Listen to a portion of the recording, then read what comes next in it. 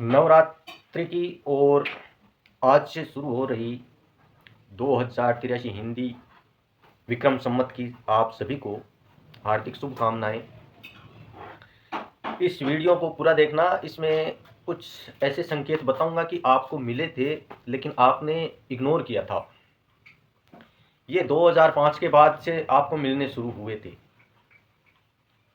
6 से समझ लो या 5 से, 5 के बाद समझ लो। तो ये संकेत थे जैसे कि कहीं विस्फोट होना या कोई और मतलब मानवता के खिलाफ कुछ चलना। तो उन संकेतों को आपने वहाँ ले लिया, कोई पटाखा चलाने में, टायर जलाने में, लेकिन उन पे आपने रमण नहीं किया, किसी सत्पुरुष का संग या उनसे कुछ राय नहीं ली।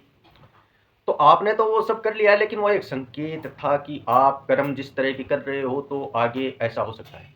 तो प्रकृति को और परमात्मा को और संतों को दोष देने से फायदा नहीं है।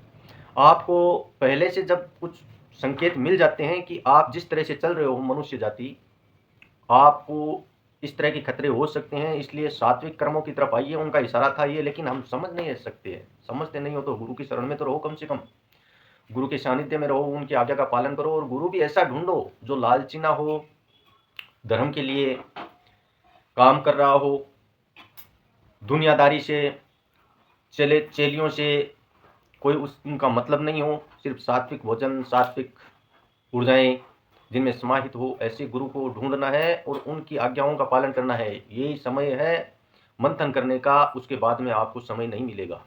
और उस समय आगे आपका कोई आवाज़ लगाएंगे तो भी कोई नहीं सुनेगा। चीखें तो अभी भी सुनती हैं।